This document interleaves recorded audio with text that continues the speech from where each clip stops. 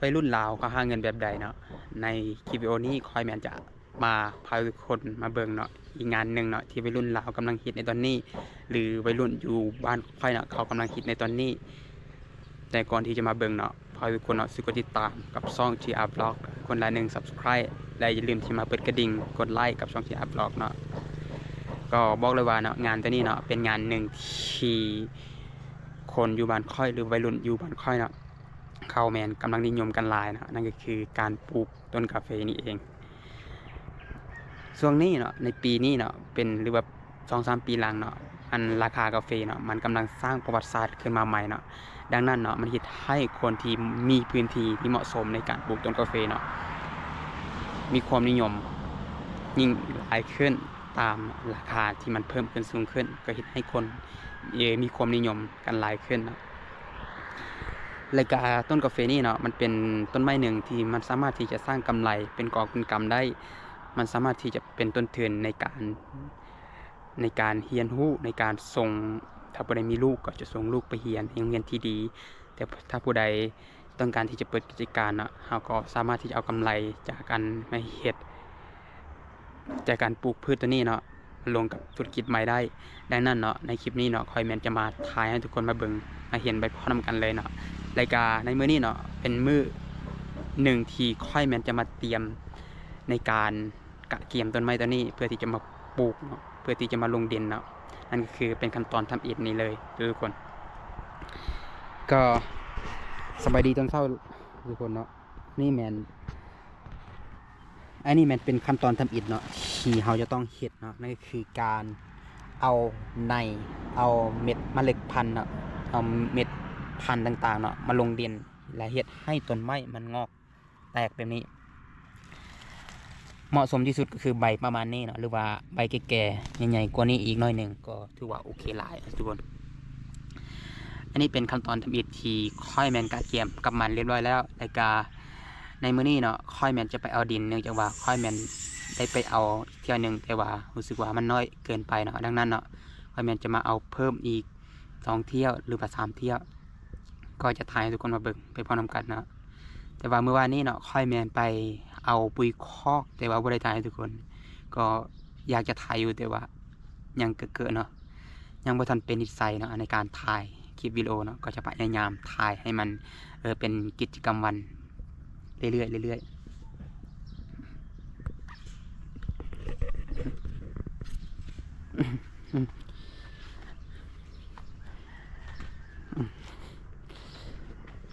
อันนี้มันเป็นต้นไม้ที่เราปลูกเรียบร้อยเนาะ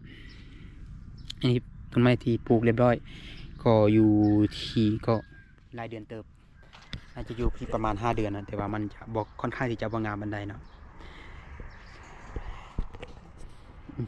อันนี้จะเป็นต้นไม้เราปลูกแล้วก็เป็นหัวเนื่องจากว่าวางแผนว่าให้ให้เป็นต้นไม้ต้นนี้มันใหญ่แล้วก็มันก็จะมีความหมายเนาะเราอยู่กับพื้นที่นี้มีต้นไม้ต้นนี้อยู่ข้างเขื่อนเลยก็มันสามารถที่จะดูแลดินเขื่อนอยู่นี่ได้เพราะว่าเวลาที่มันใหญ่ปุ๊บมันจะมีผลและเอาผลตัวนี้เก็บผลตัวนี้ไปขายแล้วก็มาใช้จ่ายในเขื่อนในการรักษาดินในการบำรุงรักษาพื้นที่ต่างๆเนาะ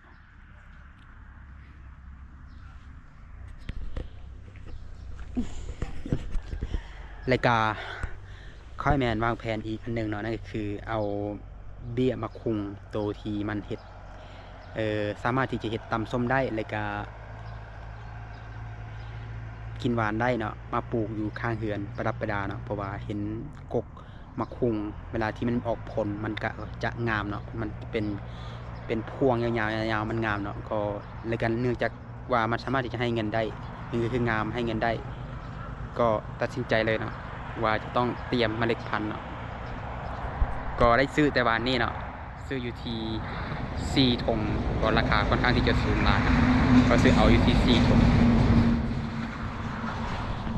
นั่นเราไปเอาดินไปพ่อนำกันเลยเนาะ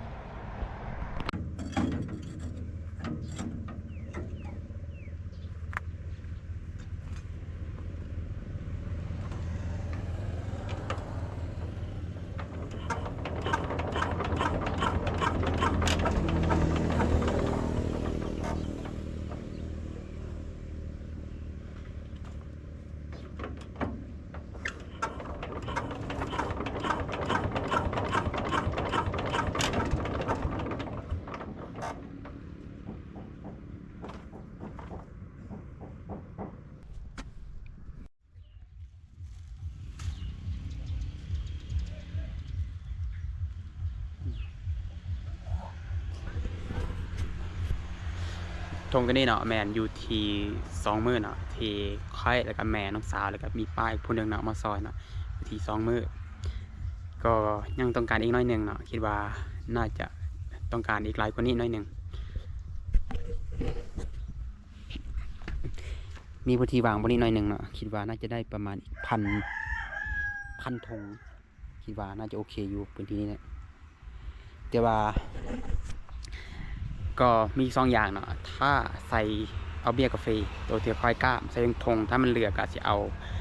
พืชอื่นมาใส่เนาะเพราะมันมีหลายอย่างเนาะอาจจะเอาต้นไทรอยู่ทางหน้าต้นไทรสำหรับประดับประดาเฮือนมาปลูกเนาะเพราะว่ารู้สึกว่ามันงามเลยมันค่อนข้างดีหลายเนาะอยู่แถวบ้านค่อยเนื่องจากว่าต้นไทรเนาะมันหมักอากาศที่ร้อนเลยก็ช่วงแล้งเนาะเป็นช่วงที่เราต้องการความเขียวงามเนาะดังนั้นต้นไทรมันตอบโจทย์ได้ก็คิดว่าน่าจะปลูกต้นไทรให้มันลายๆเนาะก็เป้าหมายคือ500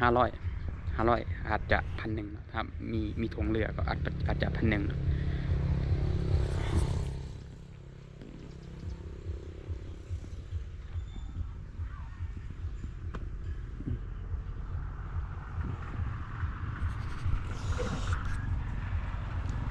แล้วก็หลังจากที่เฮากรอกธงเรียบร้อยกรอกใส่ธงเรียบร้อยเฮาก็จะขุดให้มันน้ำมันซึมเข้าทางในเวลาที่เฮาเอาเบี้ยมาลงใส่ในธงเนาะเบี้ยมันจะบ่ตายเนาะเนื่องจากว่าถ้า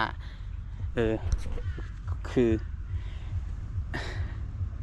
ดินตัวนี้เป็นดินมันแห้งเวลาที่เอาดินมันแห้งใส่เนาะมันก็จะมีขี้ไงต่างๆแล้วก็ถ้าเอาเบี้ยมาลงใส่หากต้นไม้มันก็จะห้อนหน่อยหนึ่งเนาะมันก็จะให้ต้นไม้โทรมก็เลยต้องกดประมาณอีก3 เทื่อเนาะก่อนที่จะลงเอาเบี้ยมาลงนี่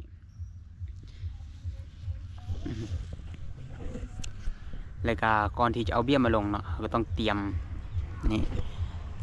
เห็ดเขื่อนมันก่อนก็จะใส่ผ้าสแลมดำก็จะเป็นผ้าตัวที่มันกันแดดได้จะเป็นสีดำก็น่าจะเห็ดในมืออื่นเนาะผ้าสแลมดำก็น่าจะมุ่งในมืออื่นแล้วก็จะกอกธงเพิ่มเติมอีกหน่อยหนึ่งยังอีก7 กิโลก็น่าจะได้ประมาณอยู่ที่1,300-1,400ก็คลิปวันนี้จบเพียงเท่านี้ฝากทุกคนช่วยกด subscribe หรือกดติดตามช่อง TR Vlog และอย่าลืมที่จะมากดไลค์ช่อง TR Vlog และพบกันกับคลิปวิดีโอต่อไปนะก็ถ้าเมื่อใดที่เอาเบี้ยใส่ธงก็น่าจะถ่ายสกุลเบิงพบกันกับคลิปวิดีโอต่อไป